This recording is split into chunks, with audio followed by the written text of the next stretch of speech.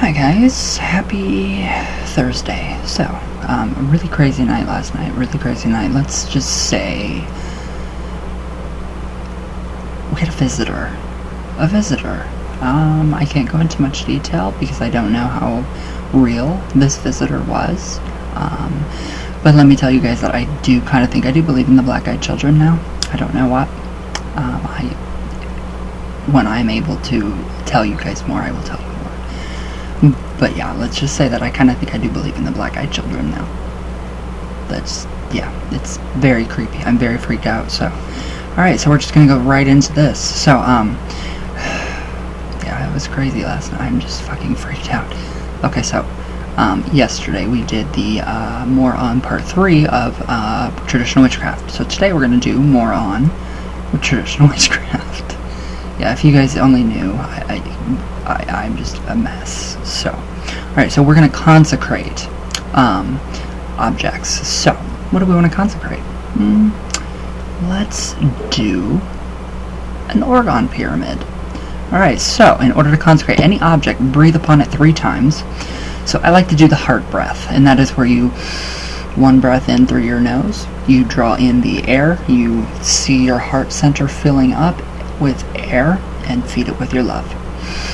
2nd breath, you draw up earth into your heart center. You see that mixing with the air and your own love, and you keep feeding it with your love. So you're going to do a heart breath. Now you do it simultaneously from above and below, and then 3 breaths, and then you're going to say, "Be thou consecrate and imbued with the hallowing might of the old ones, and increase to thy spirit by sun and moon and stars, sky and earth, water and fire."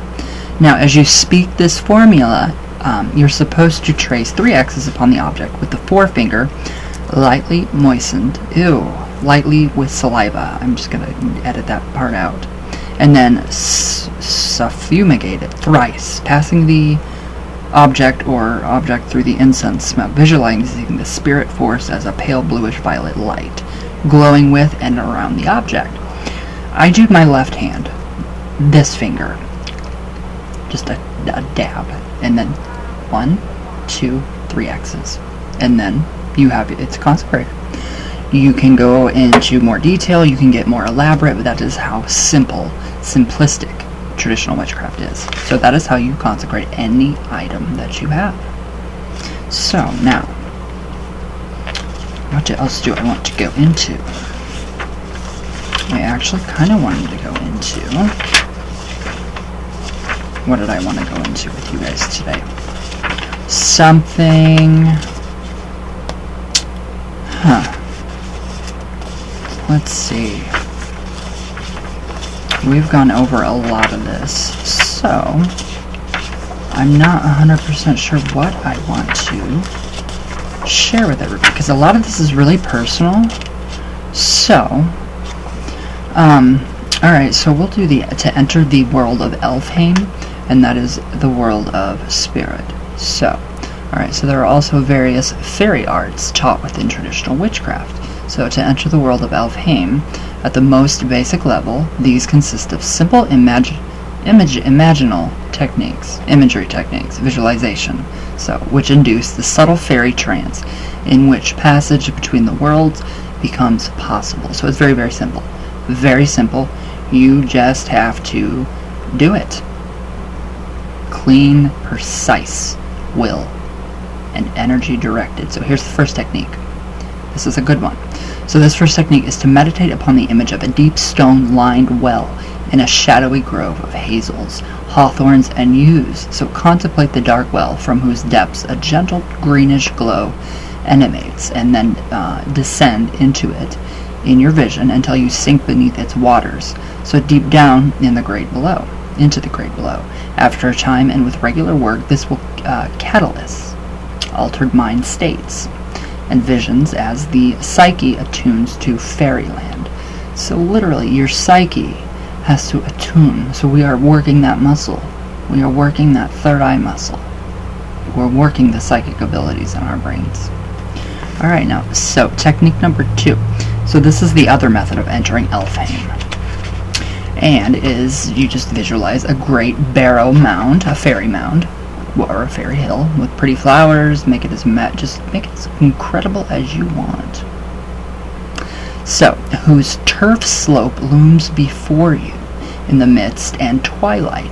So really, just look up fairy images, a fairy mound, and look how beautiful they are. They are. So, there's a stone gateway and a great wooden door in the hillside, and you approach the door. So, knocking thrice, 3 times upon it, open the green door and enter into the stone passageway. So, into the heart of the hill.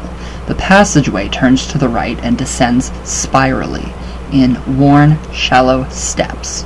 Following the stone steps, you descend even more deeply into the grate below until you begin to enter the perpetual mind state of the fairy world. So, that is really good. It's a really good way to, those 2 techniques right there, meditation. It will get you to true meditation. So first though, true meditation is when your whole entire mind is clear. You feel the etheric, the ether, that world. So that is where we go when we die, and we don't, we have no form, but we still, we know we are. So we have consciousness. We have no physical form. So, and you'll eventually just forget about your body and everything, and it will be just your consciousness. So, I really like that technique. So, it is very, very good. It's a very good technique to do. So, I don't know what else I want to share. Alright, so we could do hollowing. Now we can do hollowing the compass. So we are actually going to do the compass. So, determine your specified place of working where you will be hollowing the compass. Now place your stang in the north in a holder or in the earth. So you can get a pot of earth, or if you're outside, stick it in the ground. Your staff, stick it in the ground in the north. Easy. And take your cord and wrap it around your waist. Standing facing north, deep breaths to focus yourself. And once you are focused, go to the north and pick up your stang, your staff, with the stang pointing down.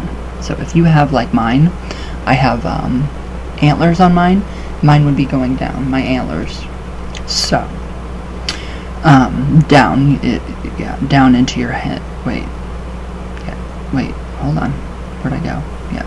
So, okay, once you are focused, go to the north and pick up your stang.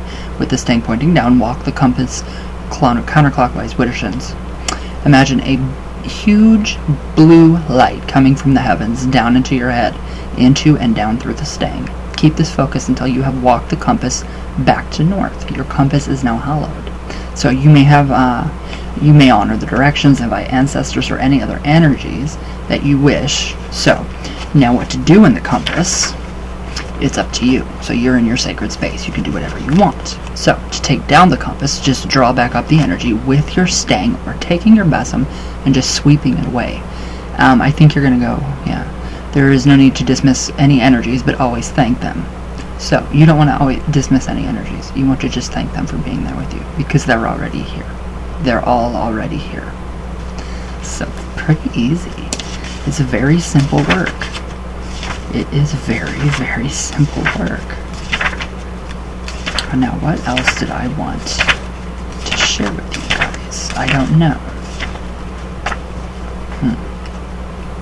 Let's see.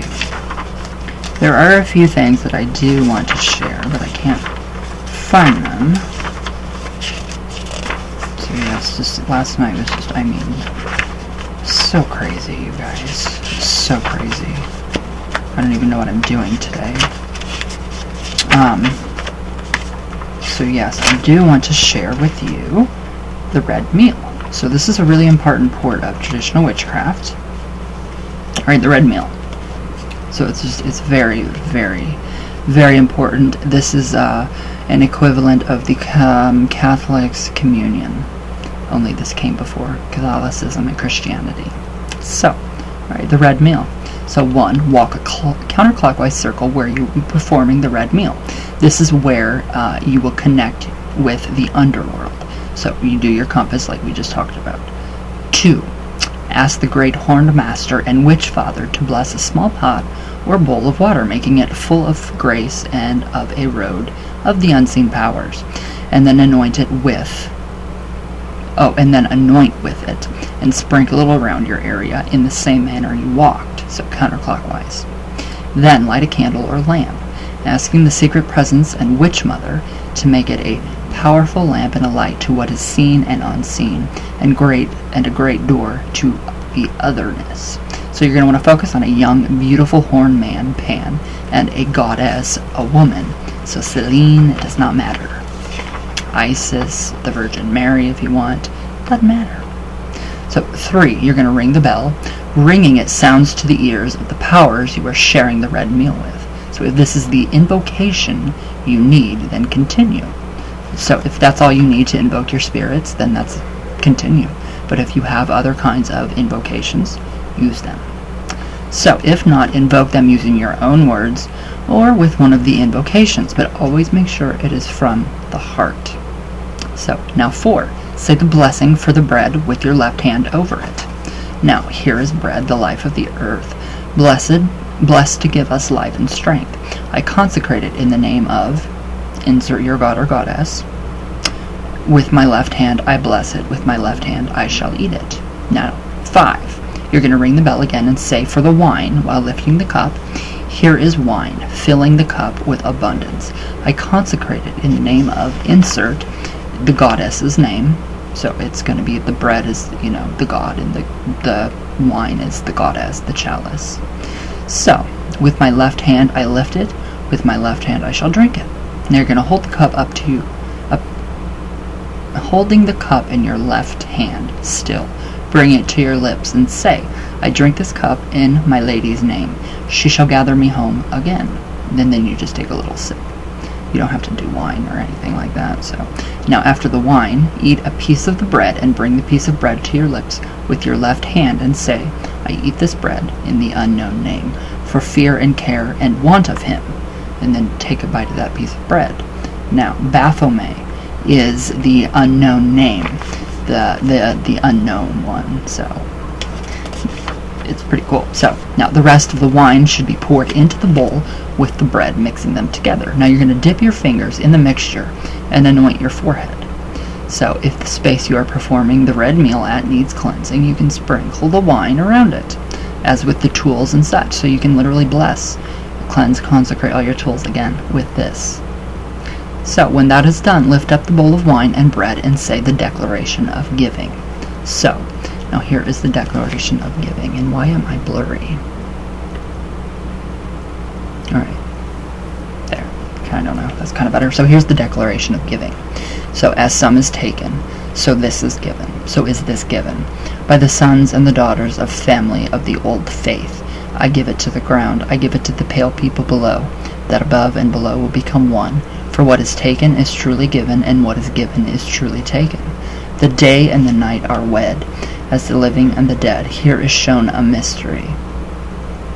So after the declaration is made, the bowl of wine is poured onto the ground. Tree roots, a stone, the river, the rite is done. So it's very interesting, very interesting. So that is actually the red meal. It's very easy to do. So we have gone over quite a bit of good things. Yeah.